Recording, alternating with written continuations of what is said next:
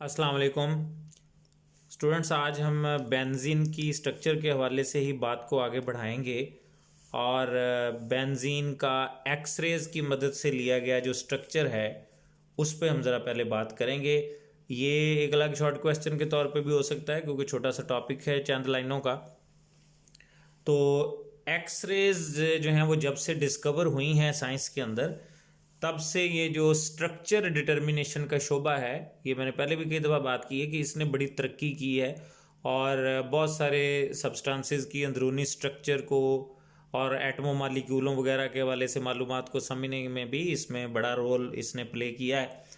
तो x ray study जो benzene की थी उसने भी यही चीज़ कंफर्म की या उसकी मदद से भी इसी चीज़ की यूँ कह लें कि कंफर्मेशन हुई, तस्दीक हुई कि बेंजीन का जो स्ट्रक्चर है वो इस तरह 6 कोनों वाला यानी कि हेक्सागोनल किस्म का उसका ढांचा या फ्रेमवर्क होता है।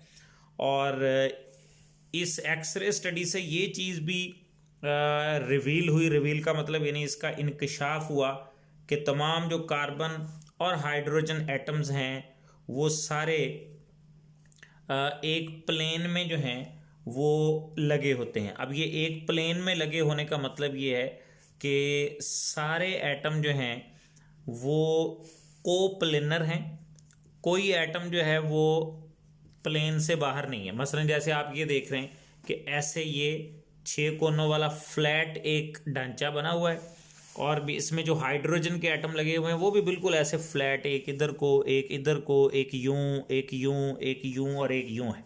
कोई एटम ऐसे ऊपर को यानी आउट ऑफ प्लेन नहीं है और कोई ऐसे नीचे को यानी कि इनटू द प्लेन नहीं है। फ्लैट जैसे एक पत्ता पड़ा होता है, जैसे एक पेज पड़ा होता है, बिल्कुल इसी तरह ये सारे एटम जो हैं ये फ्लैट एक प्लेन के अंदर जो है वो मौजूद हैं।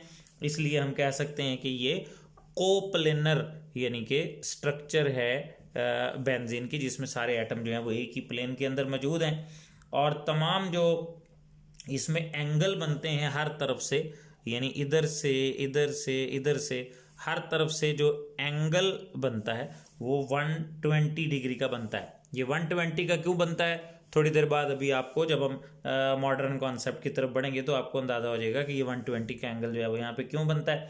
तमाम जो कार्बन कार्बन बॉन्ड लेंथ्स हैं और कार्बन हाइड्रोजन बॉन्ड लेंथ्स हैं वो भी आपकी बुक में दिखाई गई हैं कि कार्बन कार्बन बॉन्ड लेंथ जो है वो 1.39 यानी हर बॉन्ड कार्बन का कार्बन से, चाहे ये देख लिया जाए, चाहे इसको देख लें, चाहे ये स्टडी कर लें, चाहे ये स्टडी कर लें, हर तरफ से जो कार्बन कार्बन बॉन्ड है उसकी बॉन्ड लेंथ जो है वो फिक्स है अपनी जगह 1.397 एंगस्ट्रम, या अगर आप इसको पाइकोमीटर में देखें तो 139.7 पाइकोमीटर भी आप इसको कह सकते हैं। और जो कार्बन हाइड्रोजन बॉन्ड लेंथ है वो कार्बन हाइड्रोजन बॉन्ड लेंथ जो है वो 1.09 एंगस्ट्रम या दूसरे लफ्ज़ों में 109 पाइकोमीटर जो है वो कंसिडर की जा सकती है। तो ये यानी कि अब एक्सरे स्टडीज से चीज़ें जो हैं वो अब तक कंफर्म की जा चुकी। ये तो था उसकी हेक्सागोनल स्ट्रक्चर के हवाले से, जो कि केक्यूले ने भी यानी कि अपने कॉन्सेप्ट में जो बातें की थी उन्हीं को कंफर्म किया है एक्सरे स्टडीज़ ने अभी तक।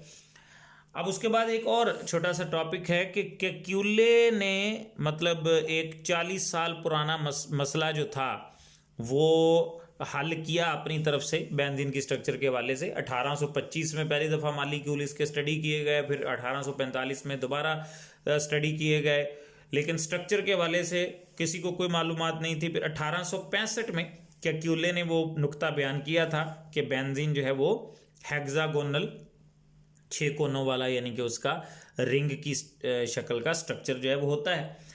लेकिन अब इस चीज़ को जब आगे फर्दर स्टडी किया गया तो बाद में आने वाले जो साइंटिस्ट थे उन्होंने केक्यूले की पेश करदा जो तजावीज़ हैं उन पे भी कुछ एतराज़ात उठाए।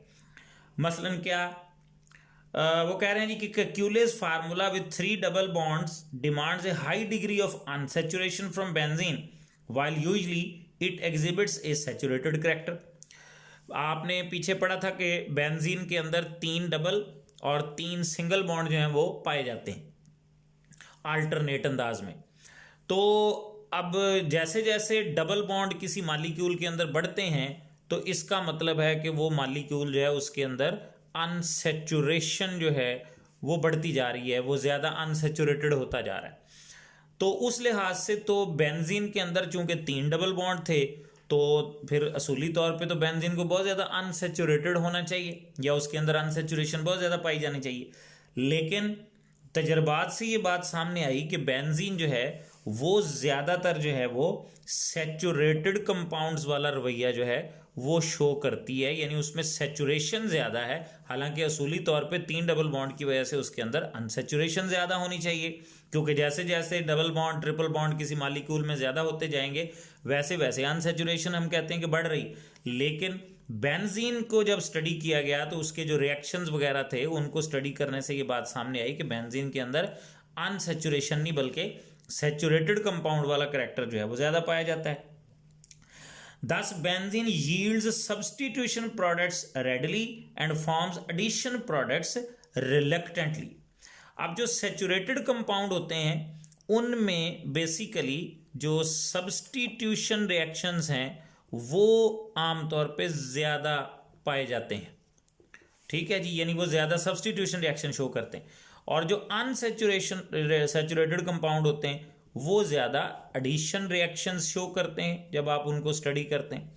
लेकिन बेंजीन के केस में ये चीज़ मतलब देखी गई कि बेंजीन जो है वो सब्स्टिट्यूशन प्रोडक्ट जो है वो फौरन बनाती है, रेडली यानी फौरन बनाती है, और जबकि वो एडिशन प्रोडक्ट जो है वो रिलक्टेंटली यानी कि रुकावट के साथ या मुश्किल के साथ देती है। हालांकि उसके अंदर 3 डबल बॉन्ड हैं तो उसको ये रिलक्टेंटली नहीं देने चाहिए, उसको तो फौरन से एडिशन रिएक्शन शो करने चाहिए।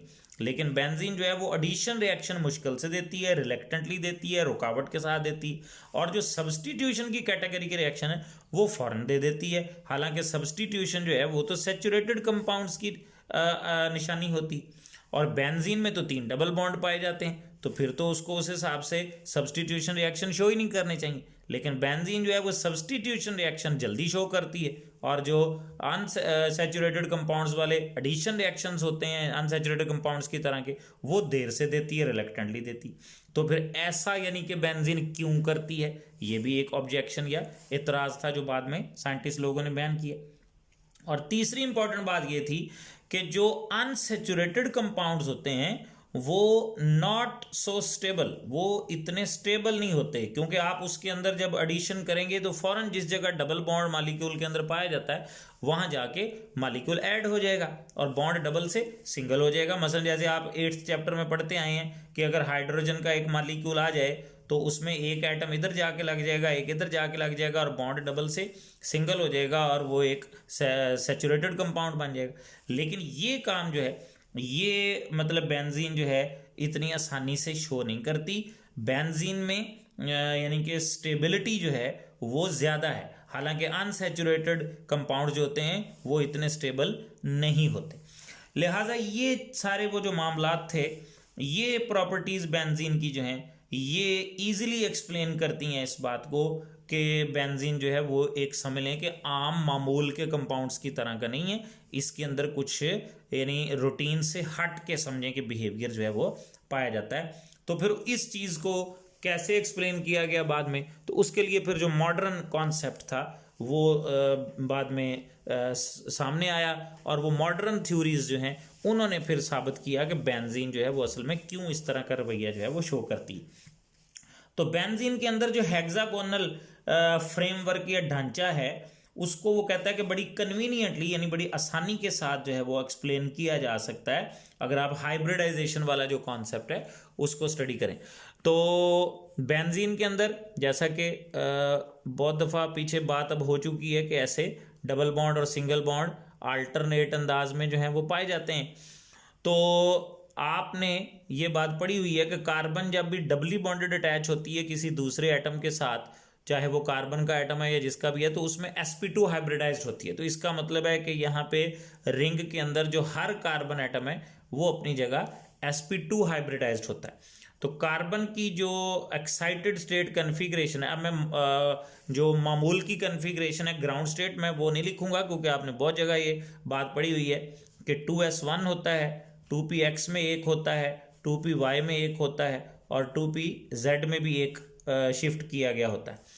तो sp2 हाइब्रिडाइजेशन में ये एक s और यूं कह लें कि ये 2p जो हैं ये आपस में इंटरमिक्स होते हैं और ये फिर इस तरह अपने 3 अलग अलग sp2 हाइब्रिड ऑर्बिटल जो हैं बनाते हैं और ये अपना अपना इलेक्ट्रॉन भी उनके अंदर होता है। और ये जो 2pz होता है ये समझ लें कि बीच में इन्वॉल्व नहीं होता मिक्सिंग के अंदर या हाइब्रिडाइजेशन के अंदर। और ये तीनों जो हैं ये भी इस तरह अलग अलग नहीं होते बल्कि ये अपने आप को एक ख़ास अंदाज में अरेंज करते हैं और वो ये प्लेनर ट्राइंगुलर ज्योमेट्री है जो कि 120 डिग्री का एंगल इनके दरमियान आपस में पाया जाता है। ये 7th चैप्टर में भी हाइब्रिडाइजेशन में ये बातें डिस्कस हो चुकी हैं, पीछे फर्स्ट ईयर के 6ठे चैप्टर में भी डिस्कस हो चुकी हैं, इसलिए मेरा नहीं ख्याल कि अब मुझे ज़्यादा इस तफसील में जाने की ज़रूरत नहीं है। तो रिंग का हर कार्बन एटम जो है वो अपनी जगह sp2 हाइब्रिडाइज्ड है और उसके अंदर ये 3 sp2 ऑर्बिटल जो हैं वो 120 के एंगल पे मौजूद होते हैं।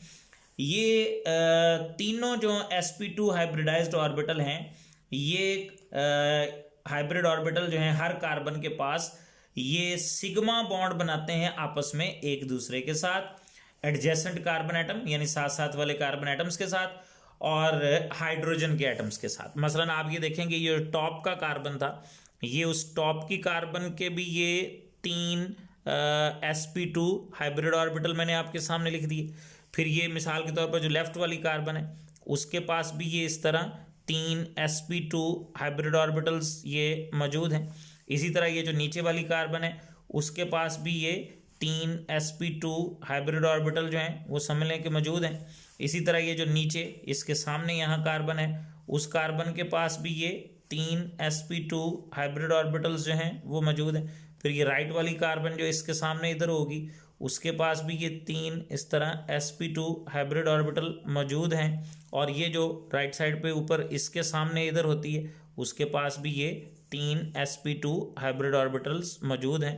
और ये आप देख रहे हैं कि हर कार्बन के पास ये जो 3 sp हाइब्रिड ऑर्बिटल्स हैं ये दो तरफ से, मतलब जैसे ये इधर से और उधर से, ये कार्बन के एटमों के साथ सिग्मा बॉन्ड बना रहे हैं क्योंकि लीनियर ओवरलैप हो रही है, तो लीनियर ओवरलैप जो है उसमें सिग्मा बॉन्ड बनता है, तो ये सिग्मा बॉन्ड इधर से बन रहे हैं। और ये जो तीसरा साथ है ये हाइड्रोजन के वो 1s ऑर्बिटल के साथ इस तरह सिग्मा बॉन्ड बनाता है। तो ये हर तरफ से हाइड्रोजन का एटम अपना 1s ऑर्बिटल जो है उसकी ओवरलैपिंग करके तो यूं ये तमाम अतराफ से जो है वो कार्बन और हाइड्रोजन के दरमियान इस तरह सिग्मा बॉन्ड्स बनते जाते हैं। तो हर कार्बन एटम दो तरफ से साथ वाली कार्बन के साथ सिग्मा बॉन्ड बनाता है और तीसरी तरफ से हाइड्रोजन के साथ सिग्मा बॉन्ड बनाता है। तो ये हर कार्बन आप देख रहे हैं कि इस तरह दो तरफ से कार्बन के साथ अटैच है और तीसरी सिमत से वो हाइड्रोजन के साथ अटैच है।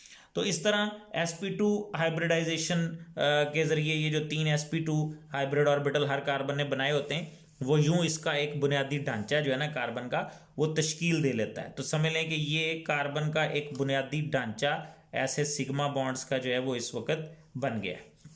और ये साथ हाइड्रोजनें भी जो हैं वो अटैच हो चुकी हैं कार्बन के साथ। तो ये मैंने आपको इस तरह समझ लें कि ये शो कर दिया। अब जो ये वाला 2pz था जो अनहाइब्रिड मौजूद है ये हर कार्बन के पास अपना अपना जो है वो मौजूद होता है और वो इस फ्रेमवर्क या इस ढांचे के परपेंडिकुलरली जो है वो पाया जाता है। अब वो इस तरह व्हाइट बोर्ड के ऊपर उसको परपेंडिकुलरली इस शक्ल के अंदर, ये इस डायग्राम के अंदर हम इजीली शो नहीं कर सकते। तो उसके लिए अब मैं ज़रा दोबारा फिर इस डायग्राम को ऐसे ड्रा कर देता हूँ कि यूँ समझ लें कि ये जो रिंग है इस रिंग को मैंने घुमा के ऐसे कर दिया और अब ये समझ लें कि ये ढांचा जो है वो ऐसे मैंने आपके सामने बना दिया कि ये जनाब कार्बन के जो एटम्स हैं उन्होंने ये यूं आपस में हेक्सागोनल रिंग बना लिया और हर कार्बन के पास ये जो अनहाइब्रिड 2pz है वो यूं परपेंडिकुलरली जो है वो हर कार्बन के ऊपर पाया जाता है इस नेटवर्क के या इस फ्रेमवर्क के। तो ये 2pz अनहाइब्रिड जो हर एक के पास मौजूद है वो यूं परपेंडिकुलरली ये आ गया। ठीक है जी, ये दो लोब होते हैं ना इसके 2pz के, 2pz की शक्ल जो है वो यूं मतलब ऐसे करके होती है। तो ये आधा लोब जो है वो रिंग के ऊपर है और आधा जो है वो नीचे, मतलब यूं समझ लें कि ये ऐसे है, ये आधा जो है वो ऊपर है और आधा ये नीचे से आप नज़र आ रहा है कि ये नीचे है। तो हर के दो लोब हैं, आधा ऊपर और आधा नीचे, तो ये यूं परपेंडिकुलरली यानी हर एक के पास मौजूद है। अब ये आपस में फिर करेंगे पैरेलल ओवरलैप। तो जब ये पैरेलल ओवरलैप करेंगे तो ये ऊपर वाला लोब जो होता है वो ऊपर वाले के साथ ही यानी कि करता है एक किस्म की पैरेलल ओवरलैपिंग ऐसे करके। ठीक है, तो ये ऊपर वाला लोब जो है वो ऊपर वाले के साथ कर रहा है और जो नीचे वाले होते हैं वो नीचे वाले के साथ करते हैं। तो इस तरह ये पूरा जो ढांचा है ना वो यूं कह लें कि दो रिंग्स बना लेता है सारा। ठीक है जी, तो ये ऊपर वालों के साथ करते चले जा रहे हैं। तो ये आप देख सकते हैं कि ये ऊपर वालों के साथ इस तरह ओवरलैपिंग चल रही, और ये जो नीचे थे वो नीचे वालों के साथ ऐसे करके ओवरलैपिंग जो है वो करते चले जा रहे हैं। तो इस तरह ये आधा रिंग ऊपर से समझ लें कि बन गया और आधा रिंग जो है वो ऐसे नीचे से बन गया। आधे से मेरी मुराद ये है कि यानी ऊपर से एक रिंग अलग है और नीचे से एक हिस्सा जो है वो अलग है। तो ये दो घूमने वाले रिंग से जो है वो इस बात को शो कर रहे हैं कि ऊपर वाले लोब की ऊपर वाले के साथ और नीचे वाले लोब की नीचे वाले के साथ चल रही है ओवरलैपिंग। तो उसके नतीजे में ये पूरा जो 6 कोनों वाला ये हेक्सागोनल रिंग था वो समझ लें कि ढक गया है, इसको ढांप लिया है इलेक्ट्रॉनिक क्लाउड ने। क्योंकि जब ये ओवरलैपिंग करेंगे ऐसे तो जो इसके अंदर इलेक्ट्रॉनिक क्लाउड है वो पूरे रिंग को जैसे घेरा डाल लेता है, लपेट लेता है, जैसे कोई लिफाफा जो है वो एनवेलप जिसको आप कहते हैं, एनवेलप जिस तरह किसी शय को लपेट लेता है, जैसे ख़त डालने वाला लिफाफा जो होता है वो नीचे से भी उसको लपेट रहा होता है, ख़त को ऊपर से भी लपेट रहा होता है, दाएं से भी बाएं से भी। इस तरह समझ लें कि ये पूरा इलेक्ट्रॉनिक क्लाउड जो है ये इस 6 कोनों वाले रिंग को ऊपर से भी समझ लें कि ढांप रहा है और नीचे से भी जो है वो ढांप रहा है। तो ये इस तरह इस चीज़ को हम केमिस्ट्री की ज़ुबान में, जैसे कि आपकी बुक में भी उसने लिखा हुआ है कि इसको हम केमिस्ट्री की ज़ुबान में डिफ्यूज्ड या डीलोकलाइज्ड इलेक्ट्रॉनिक क्लाउड जो है वो कहते हैं। डिफ्यूज्ड का मतलब घुला मिला, डीलोकलाइज्ड का मतलब गैर क़याम पज़ीर इलेक्ट्रॉनिक क्लाउड।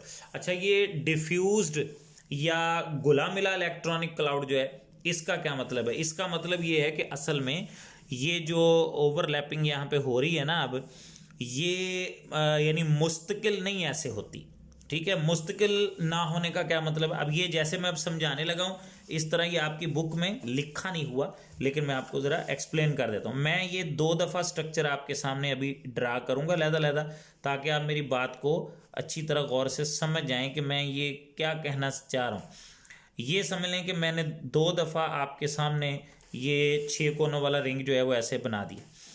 अब उसमें ये होता है कि अगर तो इसने इसके साथ ओवरलैपिंग कर ली ऊपर से तो फिर बॉन्ड हो जाएगा इस जगह डबल, और अगर इसने कर ली इधर वाले के साथ ओवरलैपिंग तो फिर बॉन्ड हो जाएगा इस जगह डबल। इसी तरह ये वाला जो ऑर्बिटल है ये अगर उधर ओवरलैप कर लेगा तो ये डबल बॉन्ड हो गया, और अगर इसने इधर ओवरलैपिंग कर ली तो इसका मतलब है कि ये डबल बॉन्ड हो जाएगा। इसी तरह ये अगर उधर कर लेगा तो ये डबल हो जाएगा, वरना अगर इसने इसके साथ कर ली तो ये डबल हो जाएगा। इसी तरह ये अगर इससे ओवरलैपिंग कर लेता है तो ये बन गया, वरना अगर इसने उसके साथ कर ली तो फिर ये इस जगह डबल हो जाएगा। इसी तरह ये अगर इससे कर लेता है तो ये तो डबल बन गया, वरना ये अगर उससे कर लेगा तो ये डबल हो जाएगा।